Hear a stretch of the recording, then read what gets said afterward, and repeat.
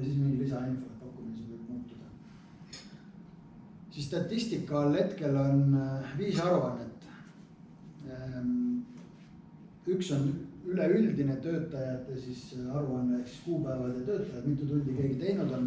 Ja need on tegelikult need tunnid, mida on siis kliendile müüdud. Ehk siis need ei pruugi olla päriselt minuti peal töötaja tehtud tunnid. Et meil on sisuliselt hetkel valmis on nagu 2, ma nimetan siis aja arvamist. Üks tuleb juurde. Et esimene aja arvamine on see kalendris, ehk siis see broneerimine. Et sa planeerid selle inimese nagu tööaega, mingi aja võtad seal. Teine, mis siis on hetkel, mis siis tuleb siin samast töölehel. Kui võtan mingi töö lahti. See on see aeg, kui ma lisan siis nii-öelda kliendile, mis läheb arvele mingisuguse hulga töid. Ja see kajastub siis statistikas. Aga kolmas, mis on praegu arenduses põhimõtteliselt on siis see klassikaline tööaja arvestus, kus lukseb või kes iganes parasjagu seal tööd teeb, valib enda töö ja vajutab siis start, paus ja stopp. Põhimõtteliselt alustan ja lõpetan, eks ju. Ja siis tekib nagu see päris ajakulu ka sinna juurde. Aga see on praegu töös ja ilmselt ma arvan, et enne aasta lõppu ei julge lubada, et see päris valmis on. See kajastub ka, kas aruandlused kajastuvad ka need töötunnid, mis ei ole läinud arveks, lihtsalt jäetud see arve on auto väljastatud arvetele koostatud üles ja ajakulu tuleb ka sinna. See tuleb töölehelt, eks ju. See tuleb töölehelt, see on seotud töölehega, mitte arvega, kinnitatud arvega. Ja, aga seda saab äkki kohe vaadata. Minu teada tuleb see küll töölehelt ja sellepärast sa isegi ei pea arvet tegema põhimõtteliselt, ega töö on ikka tehtud. Aga me võime selle kindlalt üle kontrollida ja sulle pärast. Nii, mis siin statistikas veel on, siis võib-olla teised on nagu sellised kasumlikkus ja müügiarvete aruanne on siis, kui näiteks te kasutate mingit muud raamatupidamistarkvara, mitte Merit ja müügiarveid ei saa otse eksportida Meritisse, siis põhimõtteliselt siit saate perioodi kaupa teha, eksportida lihtsalt Exceli faili ja saate raamatupidaja. Ta saab ise tõmmata selle endale raamatupidamistarkvarasse, mida ta kasutab. Me pisitasa loodame siin teisi raamatupidamistarkvarasid ka liidestada, aga täna nagu ükski klient ei ole tundnud, et see nii vajalik oleks, et oleks tahtnud seda kuidagi finantseerida, nii et täna me oleme Meritiga teinud. Nii, mis siin veel on? Arved genereeritakse reeglina töölehelt, siit saab luua kreeditarveid ka kas täitsa nullist või siis kui võtad lahti mingisuguse arve, siis saad ka kreeditarve luua. Saab teha ka lihtsalt siit nullist arve. Näiteks kui müüte lihtsalt midagi töökojast maha, müüte kellelegi mingi kojamehed või heli või mis iganes, ei taha töölehte teha isegi. Saate lihtsalt teha siit suvalise arve. Põhimõtteliselt sama nagu näeb välja nagu siin. Siin on siis näha ka, et kui ettevõtte, kui nii kliendil, kui teie enda ettevõttel on sisestatud kõik need e-arveks vajalikud andmed, siis siia tekib 2 ikooni alati arve juurde. Üks on PDF, üks on see XML. Ja kui te nüüd saadate siit kliendile e-mailile näiteks riigiasutusele, siis tal on need mõlemad seal kaasas. Et nad nõuavad ju neid XML faile, et muidu nad ei võtagi teisi arveid vastu. Nii, ja ladu ja ost ongi täna kõige rohkem muutmisel. Ta toimib praegu hetkel niimoodi, et on artiklite põhine, ta kuvab kõiki asju, mis on üldse läbi ajaloo teil siin sisestatud. Ükskõik, kas see laoseis on 0 või positiivne. Uusi teenuseid saab täna lisada niimoodi, et laoseisi muutus on teenus, eks ju, see on lõpmatu. Tooteid saab lisada hetkel seotuna ostuarvetega. Ehk siis, kui teil on mingi toode, mille te tahate lisada, siis te peate selle tootega seotud ostuarve sisestama tarnija põhimõtteliselt.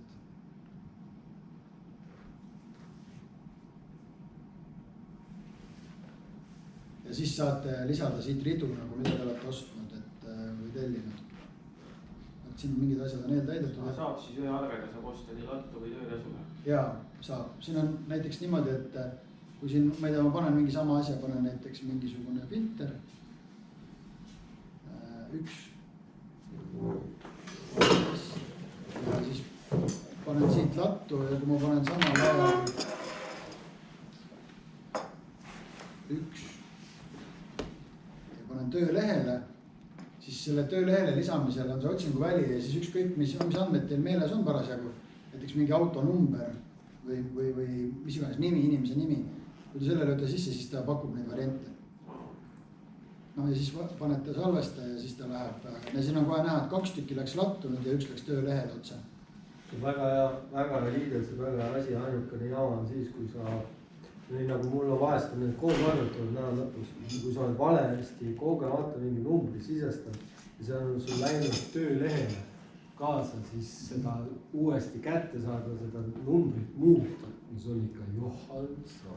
Meil on, sellega on suur muudatus, me tegelikult tahtsime pärast teie sisendit juurde küsida natuke, aga tegelikult, mis on muutumas praegu on see, et see kohustuslik ostuarvega liiestus kaob ära, mis on soovitatav, aga esimesena tuleb niimoodi, et tuleb tellimise või tellimuslehe etapp. Ehk siis te lisate sinna need tooted, mida te tellite, teil on ülevaade, sealt saab panna töölehele või lattu, vahet ei ole. Ja alles pärast, siis kui see ostuarve tuleb näiteks tarnijalt, siis saab siduda ära need, kas selle ühe konkreetse tellimuslehe ja selle arve, ehk siis tekib see seos või siis saab tõsta tooteid nagu ümber, et see sidumine toimub pärast, sellepärast et alguses, kui meie tegime selle valmis nende garaažide näpunäidete järgi, kes andsid nagu sisendit, siis seal oli soov teha niiviisi, et ostuarve ja see lähebki süsteemi ja sellega sealt läheb kõik edasi nii-öelda lattu ja töölehele. Ja nüüd me hiljem oleme aru saanud, et väga paljudel on ikkagi see, et on ostuarve tuleb, ma ei tea, kuu lõpus ja seal võib olla mingisugune, ma ei tea, 5 lehekülge tooteid ja need ei ole üldse seotud ühe tellimusega ega ühe tööga ega mitte midagi, eks ju. See eesmest on hea idee, aga see võiks olla ka niimoodi, et näiteks mis on töölehele läinud, et seda lõpus saab näiteks ka muuta. Et kui sa nüüd töölehele paned, nii ta on lukus, ta on tööga seotud ja seda enam muuta ei saa. Aga ta võiks saada ja muuta. Ükskõik, kas sul on kogemata valesse kohta koma läinud, mida iganes. Aga et sa sinna lõpuks sellele muutmisele saad minna, sa pead kõigepealt töö üles otsima, sa pead töölehel selle ära kustutama ja siis uuesti minema oma arve peale ja siis niimoodi. Aga äkki on võimalus seda teha, et saaks seda lihtsalt, mis töösse läinud, seda saab muuta. See on selles mõttes natuke kahe otsaga asi, et kui meister ise tegeleb kõigega, varuosadega, tellimistega, logistikaga, töödega, kõigega tegelikult, siis kui midagi valesti läheb ja see meister ise teeb selle paranduse ära, see on okei.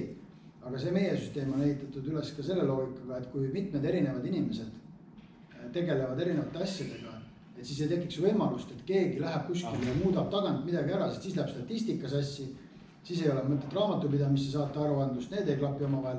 Et see on tegelikult nagu, me tahaks teha nagu selle juurde, et üks administraator igas ettevõttes saab kõike teha. Aga ta teab ka seda, et tal on kogu aeg punane kastik ees, et sa ikka tead, mida sa teed. Et nagu selle mõttega, sellepärast, et eesmärk on see, et lõpuks ikkagi see nii-öelda IT läheb rohkem sinna tööruumi ka. Ja mehed saavad ise täita ära mingid asju, mis nad teinud on ja mingid avastatud vead ja võib-olla fotosid lisada. Ja siis, kui nendel on mingisugune õigus midagi kustutada või muuta, siis on nagu päris keeruline. Et sellepärast nagu me proovime mingit seda struktuuri veits lahus hoida. Aga noh, ma ütlen, et administraator peaks saama kustutada kõike ja sellega ma olen nõus. Ja ma arvan, et selle järgmise versiooni, lao versiooni uuendusega tulevad paljud need muudatused sisse ka. Nii, mis siin siis veel on? Tellimused ja ajalugu. No need on lihtsalt informatiivsed.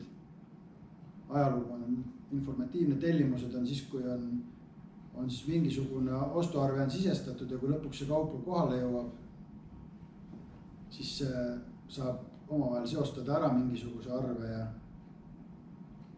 mingisuguse toote ja nii edasi. Et aga noh, see ma ütlengi, et see on muutmisel ja see automatiseeritakse oluliselt rohkem nende e-arvete tasandil ka, et kui tuleb mingi üks arve sisse, et siis tooted tunnevad teineteist ära ja nii edasi.